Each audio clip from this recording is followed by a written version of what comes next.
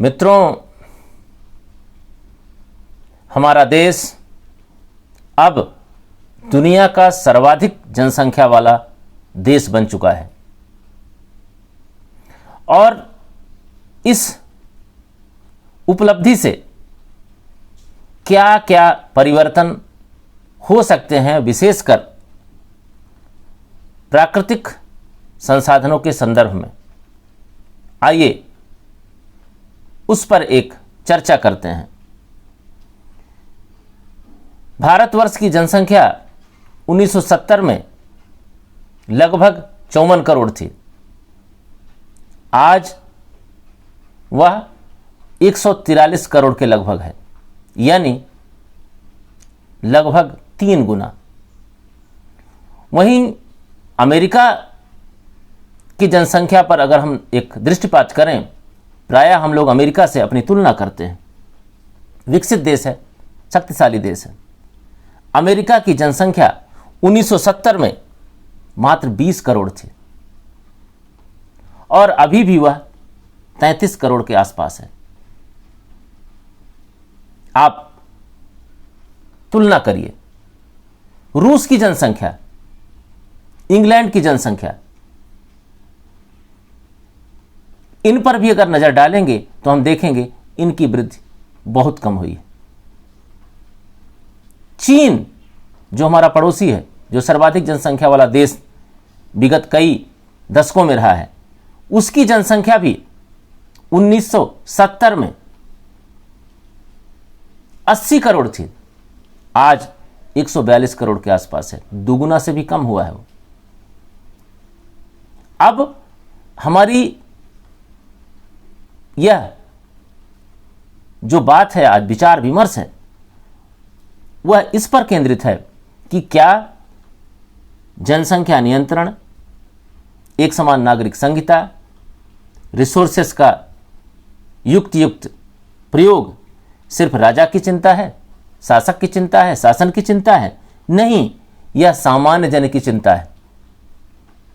यदि हम गांव जाएं तो देखेंगे कि चारागाह समाप्त हो गए, छोटे पोखर, तालाब वो अब नहीं है। वन भूमि पर आक्रमण हो गया, वन भूमि समाप्त होती जा रही है, या ये कहें कि हरित चादर सिकुड़ती जा रही है। अत्यधिक उत्पादन के लिए, अनाज उत्पादन के लिए हम गांव में कीटनाशक का प्रयोग कर रहे हैं, रासायनिक खादों का अंधाधुंध प्रयोग कर रहे हैं। इससे जो धरती की धारण करने की क्षमता है, जो उसकी उपजाऊ शक्ति है, वह धीरे धीरे समाप्त हो रही है। हम उत्पादन की अधिक अपेक्षा करते हैं, हम ज़्यादा उत्पादन चाहते हैं और उसके लिए हम तमाम प्रकार के कीटनाशक और ये दवाइयाँ प्रयोग करते हैं, उर्वरक प्रयोग करते हैं, कीटनाशक और रासायनिक उर्वरक। मित्रों, यदि हम विचार करें कि धरती की उत्पत्ति कैसे हुई, तो इसमें अनेक विद्वानों ने अनेकों मतांतर दिए हैं, लेकिन तात्पर्य है कि इसमें विवाद है। लेकिन एक बात तो निर्विवाद है कि जब से इस धरती का नेतृत्व व्यक्ति ने संभाला, उसने इस धरती के पर्यावरण को बदलना शुरू किया। उसने खेती करनी शुरू की। खेती हम अनाज उत्पादन के लिए करते हैं, अपने उपभोग के लिए, उपयोग के लिए। आज हम जितना भूमि खेती के लिए लेंगे, उतना ही हम पर्यावरण को और कमज़ोर करेंगे। हमने घर बनाने शुरू किए। अब घर की कोई सीमा नहीं, कितने कितने घर बन जाएंगे। एक एक आदमी के पास, पैसे वालों के पास बहुत घर बन रहे हैं। सब से पर्यावरण को नुकसान। हमने उद्योग धंधों की स्थापना की। आज 21वीं सदी में पहुंचकर तकनीकी और विज्ञान के चलते हमने अनेक ग्रहों की यात्रा भी शुरू करने का संकल्प लिया है।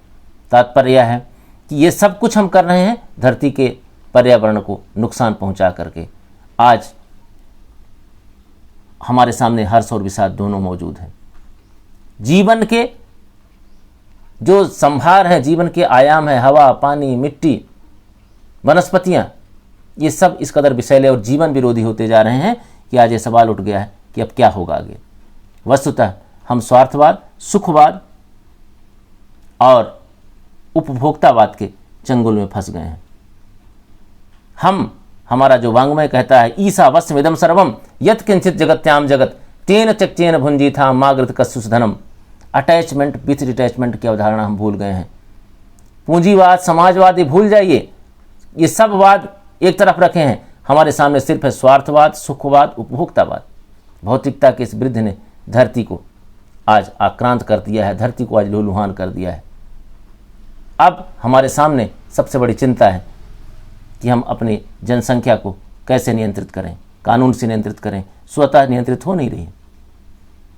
एक समान नागरिक संहिता, यह आवश्यक है कि इन्हें जल्दी से जल्दी इन कानूनों को बनाया जाए।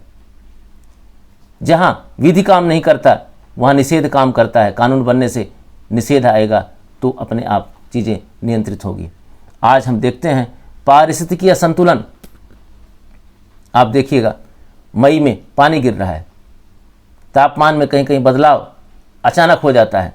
ये ऊपर से देखने पर भले असंबंधित हो, लेकिन गहराई से देखेंगे, वैज्ञानिक निष्कर्ष, अगर वैज्ञानिकों के निष्कर्ष हम पढ़ेंगे तो पता चलेगा यह सब इसलिए हो रहा है क्योंकि हमने धरती का जो रिसोर्सेज है, एक शब्द आता है अर्थ ओवरशूट डे, पारिस्थितिकी ऋण दिवस।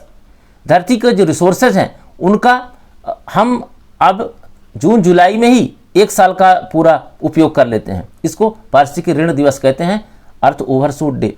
1970 में इसकी भी शुरुआत की गई थी। 1970 में अर्थ ओवरशूट डे था 29 दिसंबर।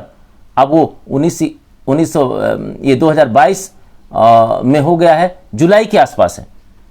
तात्पर्य यह है कि जनवरी से जुलाई तक हमने धरती के सारे रिसोर्सेज समाप्त कर दिए। अब जो रिसोर्सेज उसके बाद हम उपयोग करेंगे वह धरती पर ऋण है। आज हमें अपनी आवश्यकताओं की पूर्ति के लिए 1.7 गुना धरती की आवश्यकता है और धरती हम बना नहीं सकते। ग्रह हमारे पास एक ही रहने के लिए। आइए हम चर्चा करें, हम विचार करें और इसे कार्य रूप में परिणित करें कि बढ़ती हुई जनसंख्या यह हमारे लिए कहीं कष्ट का कारण न बन जाए। यद्यपि बढ़ती हुई जनसंख्या से हमें बहुत हाथ मिलते हैं काम करने के लिए, लेकिन हमें रिसोर्सेज भी देखने होंगे। आज शहरों में कंक्रीट के जंगल तैयार हो गए हैं, शहरों में भी तरह तरह के अतिक्रमण हो गए हैं, बढ़ता हुआ कूड़ा कचरा। और यह बढ़ता हुआ कूड़ा कचरा सिर्फ रोगों को नहीं बढ़ाता, यह पारिस्थितिकी को असंतुलित करता है, हमारे जैवमंडल को नुकसान पहुंचाता है, हमारे पारितंत्र को नष्ट कर देता है यह कूड़ा कचरा। आप शहरों में देखेंगे कूड़ा और कचरा का ढेर है।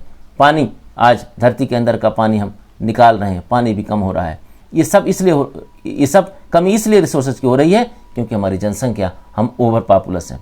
आइए हम सब एक मत से कहें कि जनसंख्या नियंत्रित करें, एक समान नागरिक संहिता बने, जिससे हमारा देश जो विकास के रास्ते पर चल रहा है उसमें कहीं कोई बाधा न आए।